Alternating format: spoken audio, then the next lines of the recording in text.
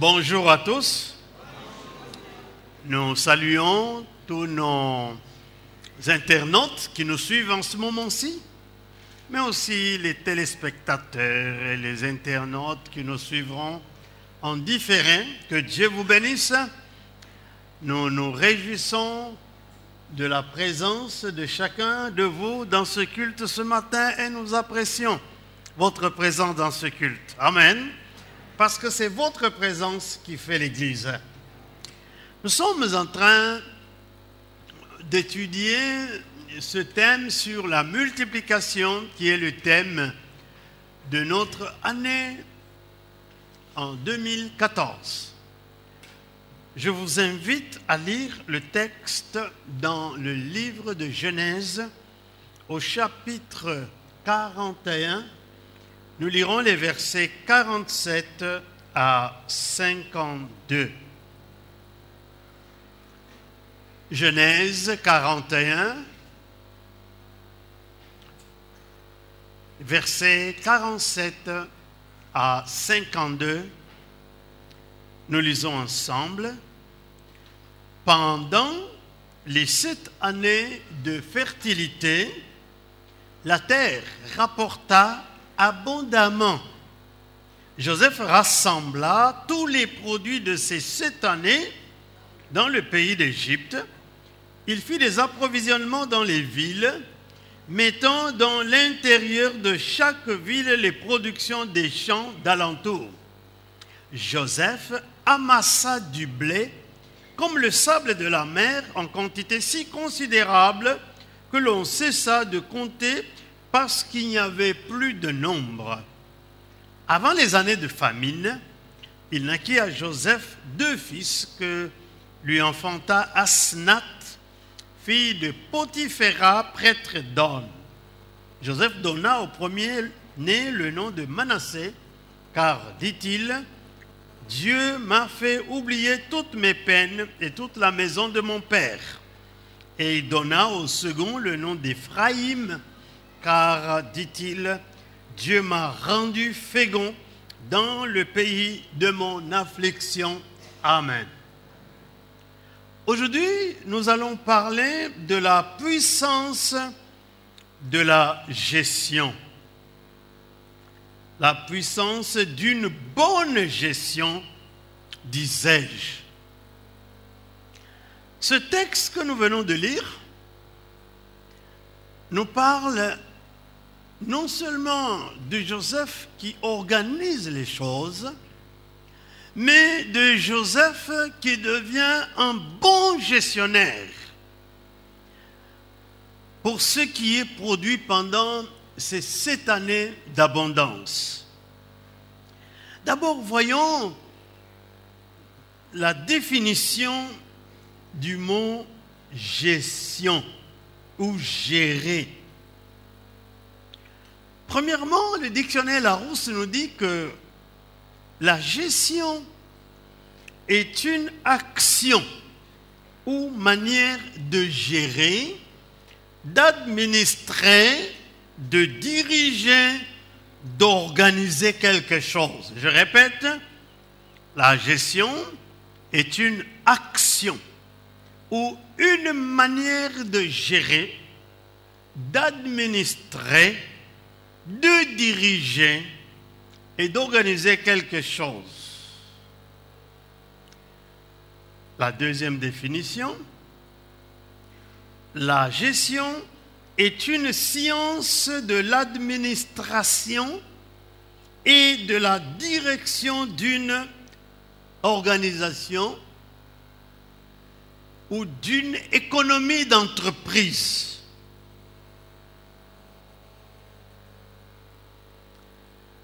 Que veut dire le mot administration?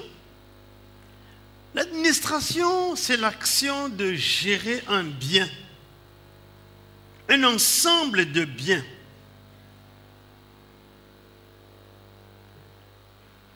C'est une fonction consistant à assurer l'application des lois et la marche des services publics conformément aux directives gouvernementales. Ça, c'est l'ensemble des définitions. Alors vous voyez que dans le mot gestion, il y a une interpénétration du mot organisation, du mot administration. Et dans le mot administration, il y a le mot gestion, il y a le mot organisation, etc. Le tout marche ensemble. Un bon gestionnaire est un bon administrateur. C'est-à-dire quelqu'un qui sait où il va avec ce qu'il a. Ça peut être un salaire. Quand il reçoit son salaire, il l'organise de sorte que, en cours de mois, il ne se retrouve pas dans le vide. Il ne fait pas comme certains que nous connaissons, qui passent dès qu'il reçoit dans tous les magasins, convoite tout ce qui est exposé, il vide le tout et après un temps, il n'a plus un rond et il commence à s'endetter. Ce pays, la Belgique, est un pays où les gens sont surendettés parce que beaucoup ne savent pas administrer leurs revenus. Ne sois pas trouvé parmi les surendettés. Ne sois même pas parmi les endettés. Un bon administrateur, il se contente de son revenu jusqu'à ce que Dieu lui fasse monter de niveau. Beaucoup s'endettent, beaucoup s'engouffrent dans l'endettement à cause des envies, à cause de la convoitise. Il y en a, ils regardent la télévision, ils voient un journaliste avec telle cravate, ou bien ils voient un homme politique avec telle cravate, etc. Ils courent dans toute la ville pour chercher la cravate. Et vous savez qu'en matière de cravate, il y en a qui coûtent très cher.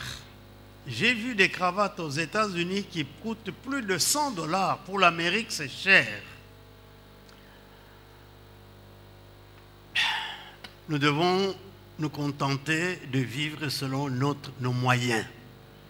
Tu n'as pas besoin d'aller chercher un bijou qui va te coûter 10 000 € parce que tu vas à la fête. Même si c'est ta fête. Si tu n'en as pas, tu n'en as pas. Va sans bijoux. Tu ne cesseras pas d'être une femme. Amen. Dans mon pays, surtout dans la ville de Kinshasa, les bijoux sont réellement ceux qui rendent les femmes esclaves. Elles préfèrent ne pas avoir à manger, mais d'avoir des bijoux de valeur. Cette valeur-là qu'on te donne parce que tu as des bijoux, mais ils ne savent pas que chez toi, tu n'as pas à manger. Un administrateur, c'est un bon gestionnaire. Amen. Une bonne gestion, premièrement, évite tout gaspillage. Gaspillage d'argent, gaspillage de nourriture, gaspillage du temps. N'est-ce pas qu'on dit time is money? Le temps, c'est l'argent. Une bonne gestion évite tout gaspillage en tout genre. Il y a des étudiants qui échouent parce qu'il a passé toute l'année comme la cigale. Il chante à gauche, il chante à droite, il est dans toutes les fêtes. Et puis tout à coup, il se rend compte que la session arrive. Quand nous étions étudiants, ma femme et moi, à l'université, nous n'avons jamais fait de blocus parce que nous avons étudié tous les soirs, au moins 2 heures par soirée. Tous les soirs. Quand nos copains commençaient à s'époumoner parce que c'était la période de blocus, ils s'enfermaient, certains mettaient leurs pieds dans des seaux d'eau pour ne pas dormir. Nous, on dormait comme d'habitude. Parce qu'un bon gestionnaire, il sait gérer son temps. Il sait administrer son temps. Il sait organiser son temps. Il évite les gaspillages. 2. Une bonne gestion produit des gains ou des bénéfices. produit des gains ou des bénéfices. Lorsque nous vivons et que nous n'avons rien à présenter à notre famille, à nos enfants, c'est que nous sommes des mauvais gestionnaires. Je ne sais pas quel âge tu as. Qu'est-ce que tu vas laisser à tes enfants? Si la mort te prenait subitement, tu vas laisser des dettes ou des valeurs bancaires? Des maisons ou quoi? Le problème, c'est que nous allons dans la vie sans évaluation, sans calcul. Et quand la mort nous surprend, dans mon village, on enterre des gens dans des nattes. C'est terrible. Il y a des gens ici, ils n'ont aucune assurance pour sa vie. Pas d'assurance décès, pas d'assurance pour la vieillesse. Quand je venais d'arriver, on est venu me solliciter pour que je puisse contacter l'assurance pour avoir une pension complémentaire. J'ai refusé. J'ai dit non, non, non, non. Moi, je passerai ma pension au Congo. Ça fait presque 30 ans que je suis ici. Et je ne crois pas que je passerai ma pension au Congo parce que j'ai constitué maintenant toutes mes relations ici. Est-ce que j'étais sage? Non. Alors, c'est au milieu des années que j'ai réalisé que non, je n'ai rien du tout. Et si je vais en pension avec ce que l'État veut me donner, mais je vais être misérable. Est-ce que tu as déjà constitué un capital convenable pour ta pension? Qu'est-ce que tu fais de ton argent? Tu travailles, peu importe la sorte de travail que tu fais. C'est ça qui doit t'assurer tes jours à venir. C'est ce que j'appelle le gain ou le bénéfice. Un jour, quelqu'un est venu me proposer d'acheter quelque chose. C'était des encyclopédies Britannica et Universalis. J'ai dit non, je n'ai pas besoin de tout ça. Parce que moi, j'ai déjà eu mon diplôme universitaire. Ils m'ont dit, et tes enfants? Ils ont déjà les diplômes universitaires. Je dis non, ils sont encore en primaire. Il dit, tu sais, ce que tu vas payer par mois pour avoir ces deux encyclopédies Britannica et Universalis. L'argent que tu vas payer par mois, c'est l'argent que tu dépenses en une soirée dans un restaurant. Est-ce que nous avons déjà pensé à cela? Tu es dans un restaurant avec un ami, deux invités, ce que vous dépensez en une soirée. Est-ce que vous savez que cet argent-là peut être investi pour le futur? Et finalement, quand mes enfants sont entrés à l'université, ils m'ont dit, on va rarement à la bibliothèque parce que nous trouvons tout dans Universalis, dans ces encyclopédies-là. Nous trouvons tout dans Britannica. Je dis, ah, donc j'ai fait un bon investissement. Maintenant que chacun est chez lui, mes bouquins chôment, mais je pense que mes petits-enfants vont utiliser ça parce que c'est fait pour vivre. Amen. C'est ça le gain que la bonne gestion va produire dans ta vie. Dans le texte que nous avons lu de Joseph dans Genèse 41, nous y trouvons 5 termes très importants sur lesquels j'aimerais revenir et passer rapidement. Au verset 47, il est écrit « La terre rapporta abondamment ». Ça veut dire que dans la multiplication dont nous parlons, tout ne dépend pas de toi. Il y a des choses qui dépendent de Dieu. quand Dieu met sa main sur toi, il bénit l'œuvre de tes mains, comme il dit dans sa parole. Dans Genèse 26, verset 12, Isaac est arrivé au temps de la famine à Guérar, chez les Philistins, chez le roi Abimelech. Au verset 12, au verset 1 à 6, Dieu apparaît à Isaac et lui dit, ne va pas en Égypte, reste ici. Parce que dans la tête d'Isaac, la bénédiction était en Égypte. La bénédiction se recherchait en Égypte. Dieu lui dit, non, non, non, non.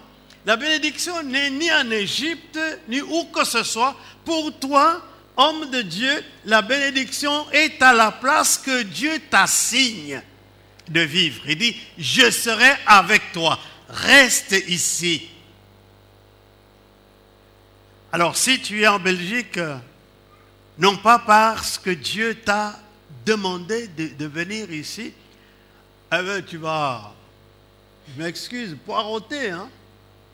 Parce que tu vas voir les belles voitures passer, mais tu n'en auras pas. Alors, demande à Dieu de te dire, Seigneur, je suis déjà là. Confirme mon séjour ici. Il dit, je te bénirai. Alors, c'est ainsi qu'au verset 12, il est écrit, Isaac sema à Guérar, là où il ne s'attendait pas à recevoir la bénédiction. Et cette année-là, il récolta 100 fois. Pourquoi? Parce que l'Éternel le bénit. Il est écrit, c'est la bénédiction de l'Éternel qui enrichit et il ne la fait suivre d'aucun chagrin. Si tu es à l'endroit de Dieu, Dieu posera sa main sur ce que tu fais et tu entreras dans la phase de multiplication. Il est dit que la terre rapporta pour l'Égypte abondamment. Quand Dieu met sa main sur ce que tu fais, eh bien, tu seras une personne heureuse parce que Dieu bénira ce que tu feras. Dieu te fera rapporter gros. Alléluia. Abondamment. J'aime ce mot. Vous savez, quand Dieu donne, il ne te donne pas en comptant, en mesurant. Il te donne au-delà de tout ce que tu peux penser et espérer. C'est Paul qui le dit dans l'Épître aux Éphésiens chapitre 3. Il dit, tout ce que celui qui peut nous donner infiniment au-delà de tout ce que nous pouvons demander ou pensons. Vous savez qu'il y a des gens qui ne passent pas des heures à prier pour demander. Ils pensent et Dieu lui donne. Ils pensent. Parce que Dieu te donne infiniment au-delà de ce que nous demandons et pensons. Nous autres Africains, nous passons beaucoup de temps à prier. Nous sommes allés avec ma femme aux États-Unis, on a trouvé un ami, un Américain blanc. Parce qu'il y a des Noirs. Et ce blanc-là nous a dit, avec sa femme, nous voulons que vous veniez passer la nuit chez nous. Nous sommes allés chez eux passer la nuit. Ils ont dit, nous vous avons invité parce que nous avons appris que vous priez beaucoup. Nous sommes dans la phase critique de notre vie. Jamais nous n'avons passé une période de sécheresse financière comme celle-ci. Est-ce qu'on peut prier toute la nuit? J'ai dit, ben, ça, c'est ça notre exercice. Hein? Nous sommes allés prier avec eux à partir de 22 heures. Nous arrivons à minuit, ils disent, non, c'est terminé, on va dormir. Oh, ces gens, ils ne prient pas beaucoup. Bon, on est allé dormir. Nous sommes revenus en Belgique. Quelque temps après, nous sommes retournés en Amérique. Ce couple est venu nous accueillir pour nous informer combien Dieu a exaucé cette prière-là. comme la femme sait que j'aime beaucoup les livres, elle m'a amené dans les librairies. Elle m'a dit, tu choisis tout ce que tu veux comme livre. Il dit, madame, vous allez regretter. Je suis un livrevore. J'ai commencé à prendre les grosses encyclopédies, les dictionnaires bibliques, etc., etc. Elle a tout payé pour moi. Et chaque fois qu'on allait, il nous donnait quelque chose pour vivre. Alors nous, on s'est dit, et nous sommes comment? Pour nous, il faut jeûner, prière, veiller, se coucher par terre. On devient même sale. Il y en a qui perdent même leur éclat simplement pour avoir un peu d'argent. C'est parce que on ne nous a pas appris vraiment des principes qui fonctionnent dans le royaume de Dieu. La prière fonctionne. Mais est-ce que vous savez que pour chaque sujet, nous n'avons pas besoin de passer la nuit? Jésus a prié toute la nuit quand il devait aller à la croix. Parce que Satan voulait qu'il fuie la croix. Donc, Paul dit, Dieu nous donne infiniment, n'est-ce pas? Au-delà de tout ce que nous pouvons demander ou penser. Dieu nous donne avec abondance. Si tu fais une prière et tu n'as que... J'aimerais qu'on lise ce verset-là. Ephésiens, chapitre 3. Je crois que c'est le verset 20. Dit ceci. Or, à celui qui peut faire, par la puissance qui agit en nous, infiniment au-delà de tout ce que nous demandons ou pensons, à lui soit la gloire dans l'Église et en Jésus-Christ, dans toutes les générations, au siècle des siècles. Amen. Par la puissance qui agit en nous, infiniment au-delà de tout ce que nous demandons ou pensons. Ça veut dire que si ta prière est exaucée à la virgule près, c'est que tu as un problème. Tu dois faire la prière, tu fais virgule, Dieu commence à ajouter d'autres rubriques comme réponse à ta prière. Alléluia. Nous retournons là où nous étions. Nous parlons de la terre rapporta abondamment. Pourquoi? Parce que Joseph, l'enfant de la promesse de Jacob, d'Isaac et d'Abraham au pays d'Égypte, était impliqué dans le processus. Et il fallait que Dieu l'honore. Si Joseph n'était pas impliqué, c'est fort possible que la terre n'allait pas rapporter autant. Mais comme il avait dit qu'il y aurait 7 années de fertilité et d'abondance, il fallait que cette parole soit honorée et Dieu l'a honorée. N'aie pas peur de proclamer des grandes choses pour ton avenir. N'aie pas peur de proclamer des grands événements pour ton bien-être. N'aie pas peur de publier ton confort pour les années à venir, parce que Dieu se met toujours derrière sa parole pour que tu n'aies pas honte. Au verset 47, 48 plutôt, Genèse 41, Joseph rassembla tous les produits de ces 7 années dans le pays d'Égypte. Ça, c'est la gestion. Dieu lui donne abondamment. Et qu'est-ce qu'il fait? Il dit pas, ouais, bon, Dieu m'a donné, alors maintenant, hop, ce qui reste, allez jeter à la poubelle. Et puis, laisse les oiseaux du ciel venir tout manger. Ou les poules, ou les chèvres. Non, non, non, non, non. Il rassemble tout ce qui a été produit. Qu'est-ce que tu fais de ce que Dieu te donne? Comment tu gères tes années? Chaque année, qu'est-ce que tu penses? Combien de jeunes gaspillent leur jeunesse? Il y a des jeunes qui sont comme des vieux, par apparence, parce qu'ils ont tout gaspillé. N'est-ce pas? As-tu un capital dans ton âge, dans ta santé?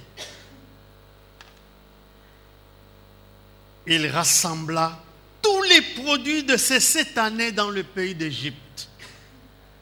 Ça veut dire qu'il géra, il fit attention pour mettre tout ensemble. Qu'est-ce que tu fais de ton revenu, de ton salaire? Tout est gaspillé, tout est jeté. Il y a des gens qui n'ont rien. Et pourtant, ils travaillent. Vous savez, dans le pays ici, il y a ce qu'on appelle les bons d'État. Vous pouvez aller chez votre banquier. Dites-lui qu'il vous rappelle quand ça sera le moment de mettre les bons d'État. On dit en Belgique que l'État ne fait jamais faillite. S'il y a quelqu'un à qui vous devez emprunter de l'argent, ce n'est pas à la dame de Matongé qui va te fuir, mais c'est à l'État belge. Le bon d'État, c'est un emprunt. Non, c'est emprunt ou prêt. C'est un emprunt que tu fais à l'État. Non, c'était prêt. On m'avait induit en erreur. Hein? Le prêt, c'est l'inverse de l'emprunt.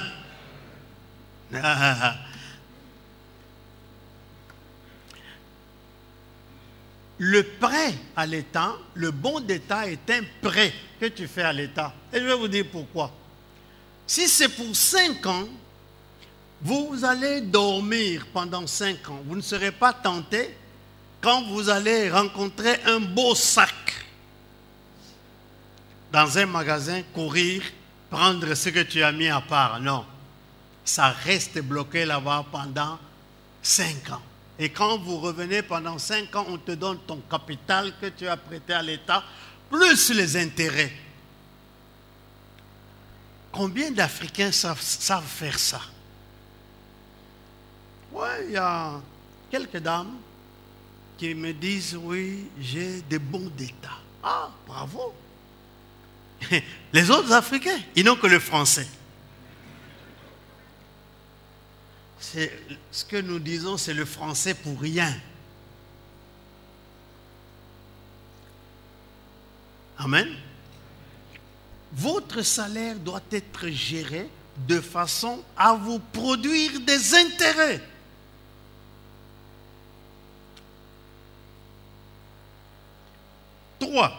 Verset 48. Il est dit, il fit des approvisionnements dans les villes. Ça, c'est là un des noms de Dieu. Adonai Jireh, Dieu mon pourvoyeur. Joseph est devenu pourvoyeur. Il allait dans les villes faire des approvisionnements, mais pas pour être dépensé maintenant, pour attendre le temps à venir. Si tu as un peu plus de moyens, pourquoi tu ne peux pas avoir aller dans 2-3 banques, ouvrir tes comptes et laisser ton argent là-bas? Acheter des titres pour que ça te produise de l'argent. 4, verset 48.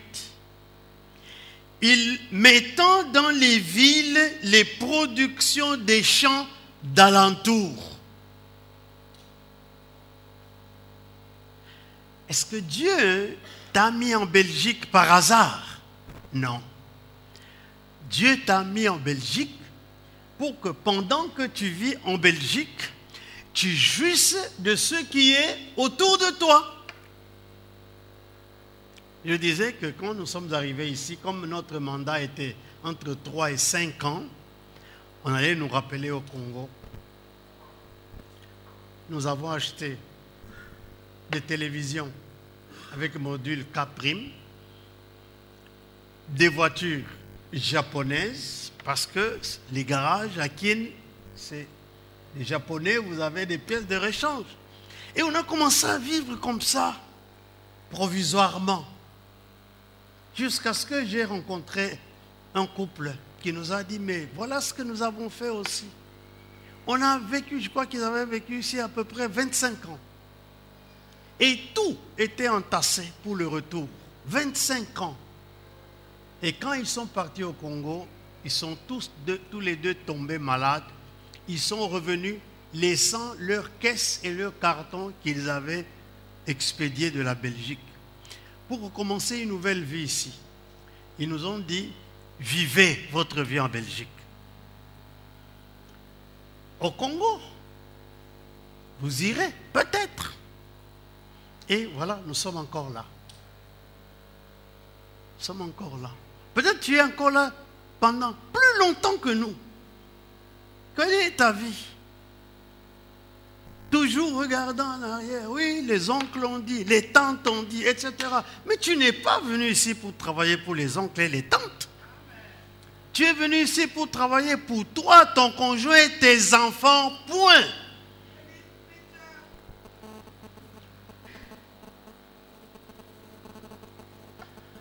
Bon, je bénis Dieu parce que tous mes frères sont morts.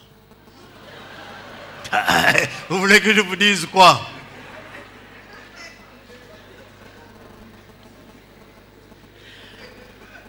Ouais, c'est tout. Ces gens, ils te tirent.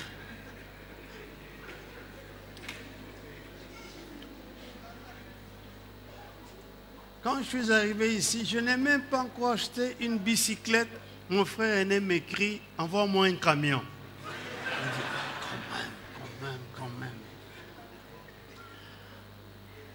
Il dit, les productions des champs d'alentour, il les a approvisionnés, il a fait les approvisionnements dans les villes. Ce que tu vas produire en Belgique, ce n'est pas pour l'Afrique, je suis désolé. Oui? Non, ce n'est pas comme ça. Alors, il y a des gens qui sont endettés sur endettés parce que toute leur vie, c'est les oncles, c'est les tantes, c'est les cousins, c'est les neveux, etc. Quel jour tu vas vivre, toi et ta famille et tes enfants, pour qu'ils sachent que oui, ça c'est le produit de notre papa, ça c'est le produit de notre maman. Ce que tu gagnes en Belgique, vis avec ça en Belgique. Nous allons dans nos pays combien de fois par an? 1, 2 fois. Et c'est pour ça qu'on a autant de souffrances.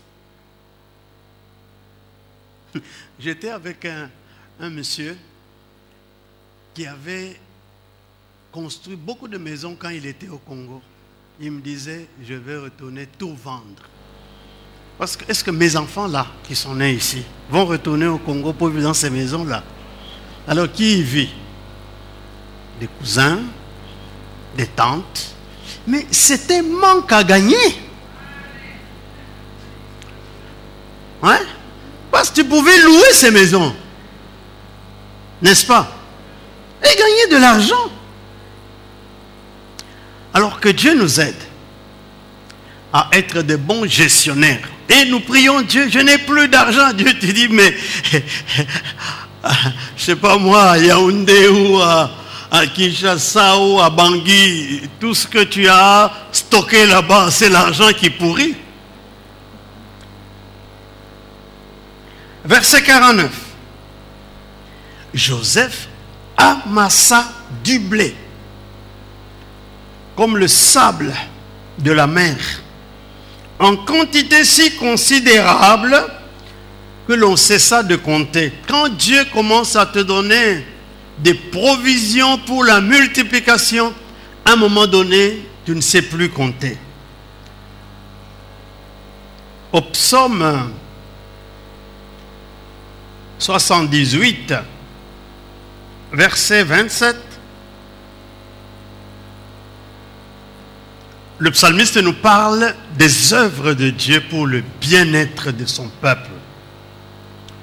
78, verset 27, Dieu fit pleuvoir sur eux la viande comme de la poussière, et comme le sable des mers, les oiseaux ailés.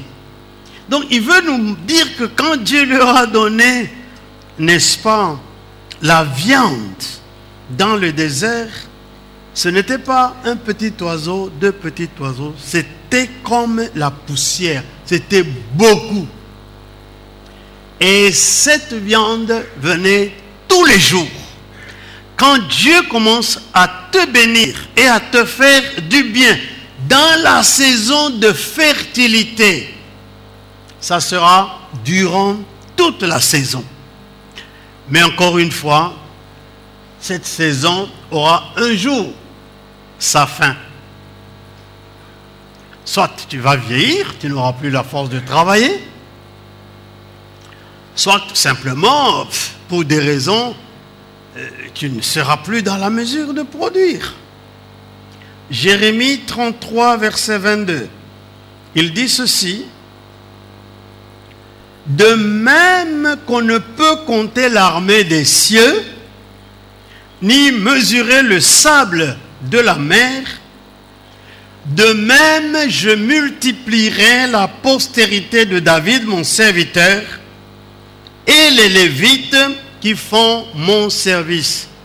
Dieu ne voit pas une église où ceux qui le servent sont à rechercher avec des lampes torches. Il veut les multiplier. Il veut faire abondamment des provisions.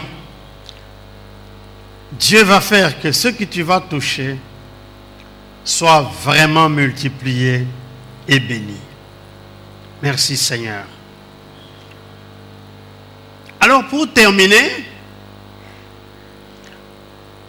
j'aimerais que nous puissions voir l'exemple d'une bonne gestion dans la parabole des talents, tel que cela est raconté dans l'évangile selon saint Matthieu, chapitre 25, à partir du verset 14. Évangile selon saint Matthieu, chapitre 25,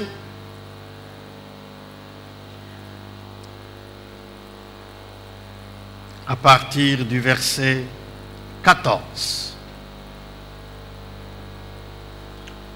Nous lisons: il en sera comme d'un homme qui, partant pour un voyage, appela ses serviteurs et leur remit des biens. Il donna 5 talents à l'un, 2 à l'autre, et 1 au troisième, à chacun selon sa capacité. Et il partit. Aussitôt, celui qui avait reçu les 5 talents s'en alla, les fit valoir, et il gagna 5 autres talents. De même, celui qui avait reçu les 2 talents en gagnant 2 autres. Celui qui n'en avait reçu qu'un alla faire un creux dans la terre et cacha l'argent de son maître. Longtemps après, le maître de ses serviteurs revint et il leur fit rendre compte. Celui qui avait reçu les 5 talents s'approcha en apportant 5 autres talents et il dit: Seigneur, tu m'as remis 5 talents, voici j'en ai gagné 5 autres. Son maître lui dit: c'est bien, bon et fidèle serviteur, tu as été fidèle en peu de choses, je te confierai beaucoup, entre dans la joie de ton maître. Celui qui avait reçu les 2 talents s'approcha aussi et dit: Seigneur, tu m'as remis 2 talents, voici, j'en ai gagné 2 autres. Son maître lui dit: c'est bien, bon et fidèle serviteur, tu as été fidèle en peu de choses, je te confierai beaucoup, entre dans la joie de ton maître. Celui qui n'avait reçu qu'un talent s'approcha ensuite et il dit, Seigneur, je savais que tu es un homme dur, qui moissonne où tu n'as pas sémé, qui amasse où tu n'as pas vanné. J'ai eu peur et je suis allé cacher ton talent dans la terre. Voici, prends ce qui est à toi. Son maître lui répondit, serviteur méchant et paresseux, tu savais que je moissonne où je n'ai pas semé et que j'amasse où je n'ai pas vanné. Il te fallait donc remettre mon argent au banquier, et à mon retour, j'aurais retiré ce qui est à moi avec un intérêt. Ôtez-lui donc le talent et donnez-le à celui qui a les 10 talents. Or, on donnera à celui qui a, il sera dans l'abondance, mais à celui qui n'a pas, on ôtera même ce qu'il a. Et le serviteur inutile, jetez-le dans les ténèbres du dehors, là où il y aura des pleurs et des grincements de dents. Quel verdict dur. Les talents, c'est l'argent.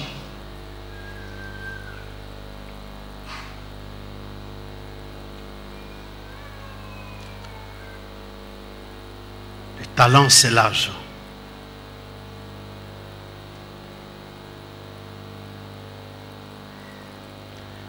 Laissez-moi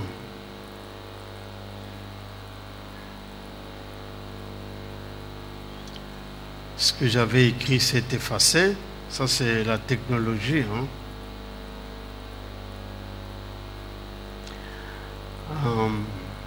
Voilà.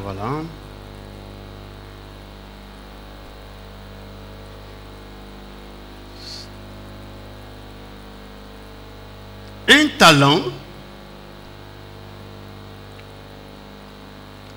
est égal à... Oui, je ne raconte pas.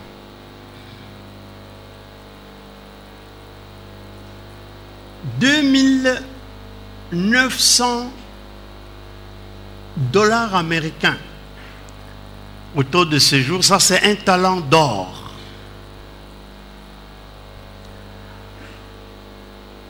Un talent d'argent, c'est 1900 et quelques. Donc, si on a donné 5 talents, c'était environ $10 000 que ce monsieur a reçu. Et il a donné aussi de l'argent au deuxième, 2000, deux talents. Et quand ils sont restés, chacun a fait de son mieux pour en gagner d'autres. Ce que je me dis quand j'étudie cette parabole,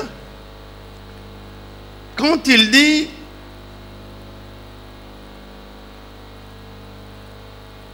tu m'as remis 5 talents au verset 20 et j'en ai gagné 5 autres. Si vous faites bien les calculs, vous verrez qu'il n'a pas gagné 5 seulement. Il a travaillé avec les 5 talents. Il a produit plus, mais il fallait payer son loyer, payer à manger, mettre le carburant dans sa voiture, payer ses factures de téléphone parce qu'il devait contacter les clients. Quand il a fait toutes ses dépenses, il lui en est resté encore 5 talents. C'est un bon gestionnaire. C'est quelqu'un qui a appris à faire valoir sa capacité d'administrateur. Et voici ce qu'il reçoit en récompense. Son maître lui dit, verset 21, « C'est bien, bon et fidèle serviteur. Tu as été fidèle en peu de choses, je te confierai beaucoup. » En fait, En fin de chaque exercice, Dieu évalue notre rendement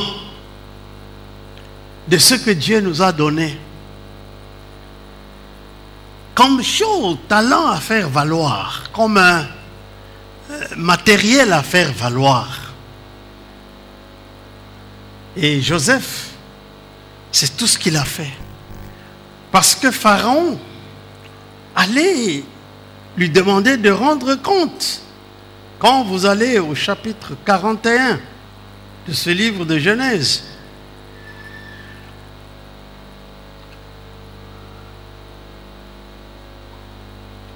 au verset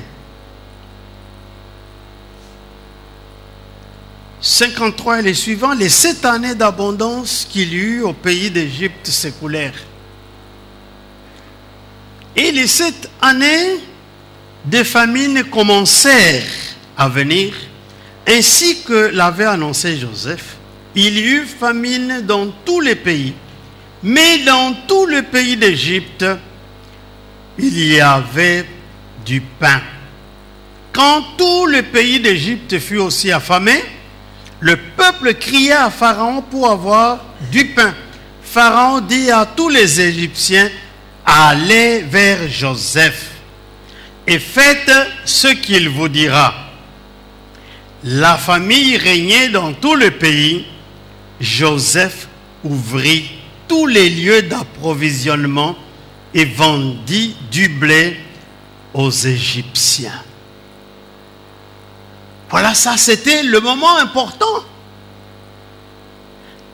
7 années sont passées.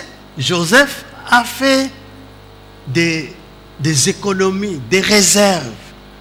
Maintenant, le temps de rendre compte de Joseph est arrivé. Quand la famine est arrivée dans le pays d'Égypte, les gens sont venus pleurer chez Pharaon. Comment Pharaon allait dire? Allez chez Joseph. Et Joseph ouvrit tous les entrepôts et il commença à être le provisionneur de tout l'Égypte. Est-ce qu'il ne nous arrive pas que les gens vont crier à Dieu, pleurer à Dieu, et Dieu l'envoie chez toi? Tu dis non, il n'y a qu'un morceau pour moi et pour mes enfants et les autres. Pourquoi le chrétien doit être quelqu'un qui sait ouvrir sa maison, aider les pauvres? C'est parce que ces pauvres-là, quand ils pleurent à Dieu, ils viennent chez le chrétien qui est supposé avoir été un bon gestionnaire des biens de Dieu. Vous savez combien de gens viennent ici chez nous à l'église pour voir le pasteur Bertil, qui ne sont pas de notre église? Les 1 euro que vous avez versé là, c'est connu maintenant. Ils viennent en disant, moi je n'ai pas de quoi payer mon transport. Il ouvre sa caisse, elle donne. Moi je n'ai pas payé la facture d'électricité. Il ouvre sa caisse, elle donne. Parce que Dieu, quand Dieu nous envoie des gens, c'est parce qu'il sait qu'il nous a bénis. Et que dans notre bénédiction, nous avons été de bons gestionnaires. Dieu ne fait pas des choses au hasard. Lorsque les autres viennent, parce qu'ils savent que Dieu t'a béni.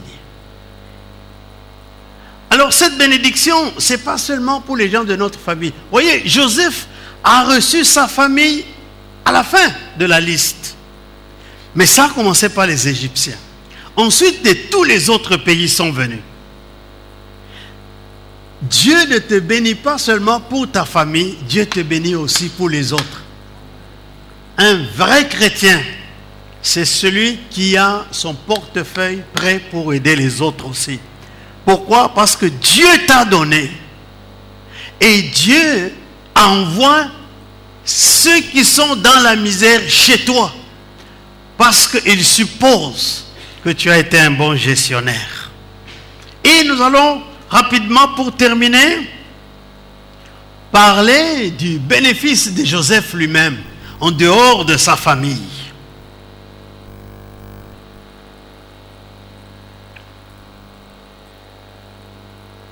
Au verset 50, avant les années de famine,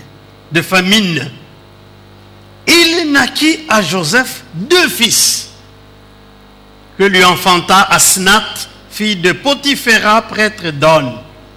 Joseph donna au premier-né le nom de Manassé, car, dit-il, Dieu m'a fait oublier toutes mes peines et toute la maison de mon père. Et il donna au second le nom d'Éphraïm, car, dit-il, Dieu m'a rendu fécond dans mon affliction. Le premier bénéfice que Joseph a reçu, c'est que Dieu le fasse oublier toutes ses peines et même ce qu'il a enduré dans la maison de son père. Peut-être que tu as des peines dans la vie. Peut-être que ta propre famille t'en veut, te maudit, cherche à te faire du mal. Mais si tu es un bon gestionnaire des choses de Dieu, Dieu te fera oublier. Il y a des gens qui ont grandi dans la maison de leurs parents. Mais il y en a qui n'ont pas grandi chez leurs parents. Ils ont grandi chez les tantes, chez les oncles, chez des gens, la deuxième femme de leur père, qui les a fait souffrir. Mais ce n'est pas nécessaire de continuer à ruminer cette souffrance jusqu'à aujourd'hui. Ce n'est pas nécessaire de continuer à chercher à te venger maintenant que Dieu m'a fait du bien. Non, non, non. Dieu va te faire du bien au point de te faire oublier toute ta souffrance du passé et même la maison de ton père où on t'a fait souffrir par tes marâtres. Ou bien le mari de ton père qui n'était pas un homme gentil. Il va te faire oublier ça. Joseph a oublié. Alléluia. C'est pourquoi quand ses frères sont venus, il ne s'est pas vengé d'eux parce que Dieu lui a fait oublier ça. Deuxième bénéfice de Joseph, il le dit avec Éphraïm, Dieu m'a rendu fécond dans le pays de mon affliction. Quelle affliction il n'a pas reçue? Il a été vendu à la place publique comme un esclave. Il a vécu dans la maison de Potiphar en servant Potiphar. Et la femme de Potiphar a menti sur lui. Il s'est retrouvé en prison sans avoir rien fait de mauvais. Quelle affliction! Mais là, encore une fois, Dieu lui a arraché ce malheur. Il y a des malheurs que nous avons dans la vie. Mais nous avons un Dieu qui nous arrache des malheurs pour nous faire oublier. Il dit, dans ce pays de mon affliction, Dieu m'a rendu fécond. Dieu ne lui a pas rendu fécond seulement en lui donnant de la récolte abondante de blé. Dieu lui a donné aussi la fécondité physiologique. Il a pu avoir des enfants. N'oubliez pas que la famille de Joseph était une famille qui avait des enfants difficilement. Abraham a attendu jusqu'à 100 ans pour avoir Isaac. Isaac n'a eu que Ésaü et Jacob. Jacob n'a eu de sa femme légitime que celle qu'il aimait que 2 enfants, Joseph et Benjamin. Donc, on ne nous dit pas combien d'années Joseph est resté sans enfants après son mariage avec Asnath, la fille de Potiphéra, prêtre d'On. Mais voici que la bonne gestion a conduit Joseph à recevoir même la fertilité. Il y en a qui n'ont pas d'enfants, qui sont tellement dans des angoisses, dans les Belou appellent les kanyinga, c'est quoi ça?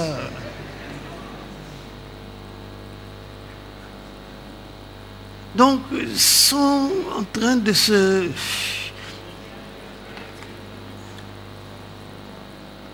Et ils n'arrivent pas à avoir des enfants.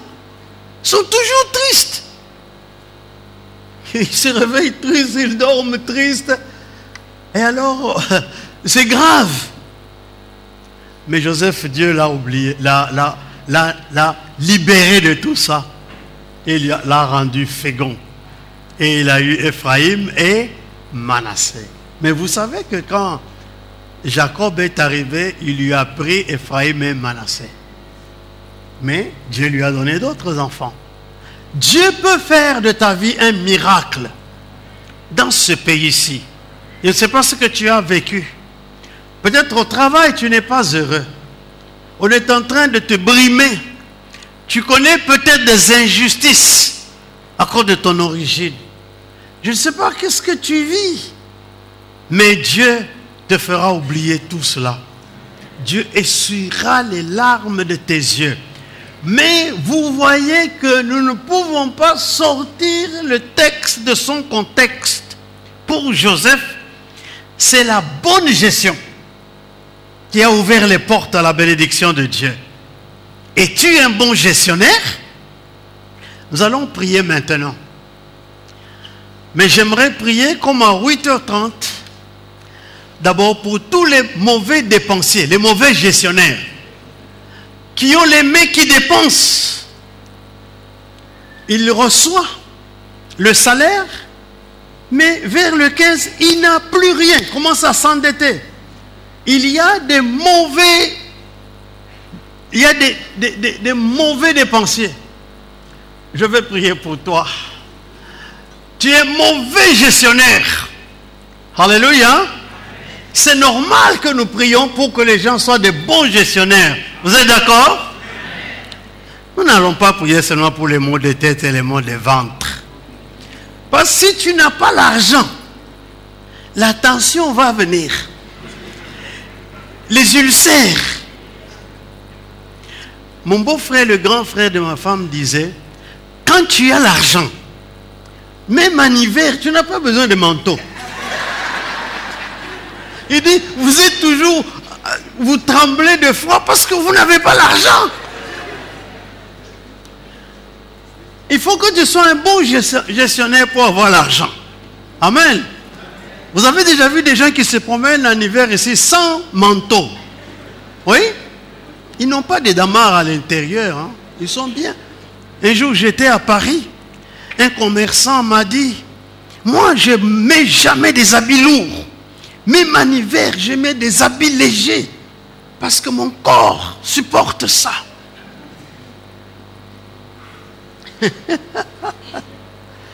Alléluia. Nous allons prier pour les mauvais gestionnaires et pour tous les dépensiers.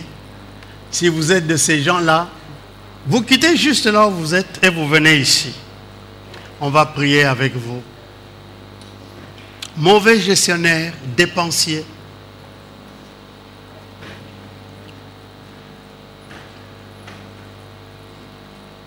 Il ne faut pas avoir honte. C'est bon pour toi. Parce que tu vas commencer à garder quand même un peu d'argent à la fin de chaque mois. Je répète, les dépensiers et les mauvais gestionnaires, tu te connais, viens.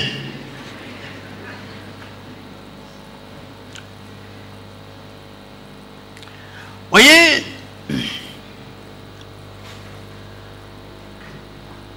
nous autres Africains, il faut que nous changions notre façon de prier. Nous sommes toujours en train de chercher le spirituel. Seigneur, remplis-moi du Saint-Esprit. Pour faire quoi avec le Saint-Esprit? Venez, venez, venez. Je vous attends.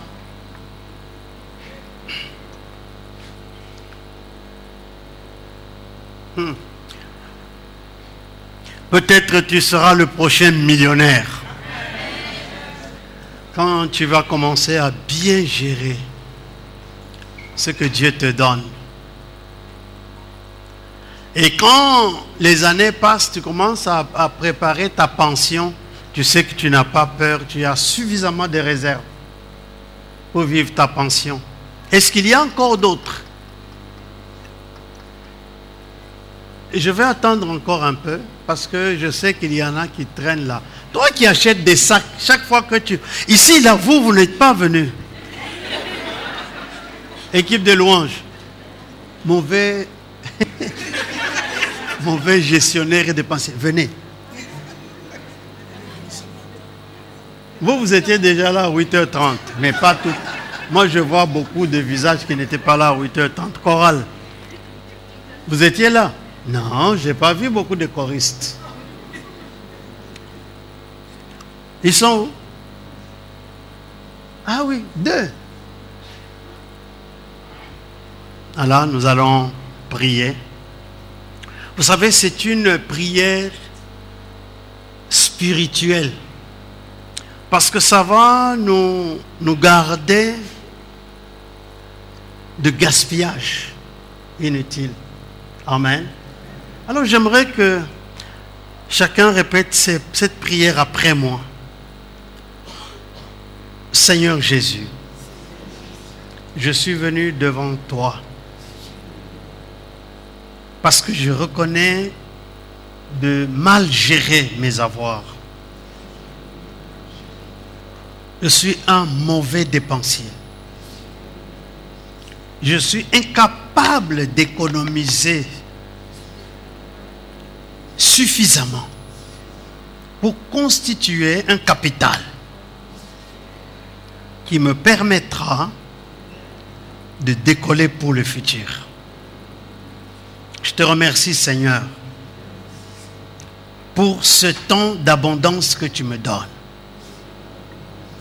pour le travail que tu me donnes, pour mes affaires qui marchent, pour la santé qui me permet de faire toutes ces affaires.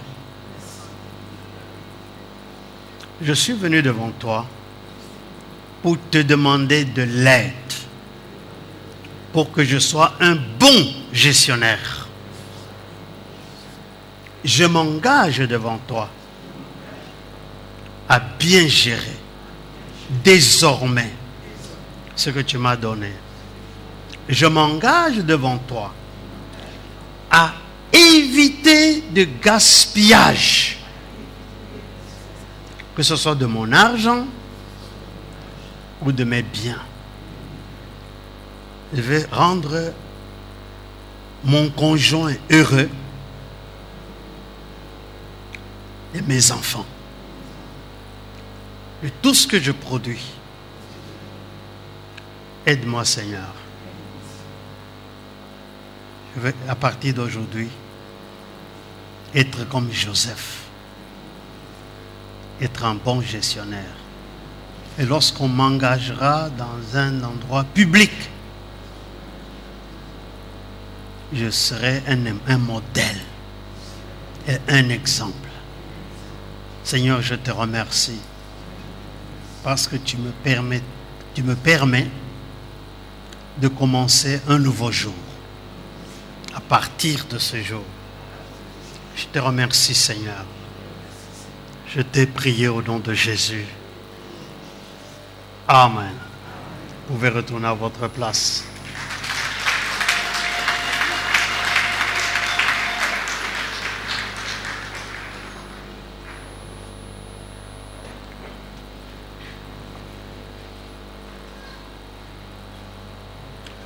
L'année de la multiplication est une année où nous devons apprendre à être des bons gestionnaires. D'abord de nos finances.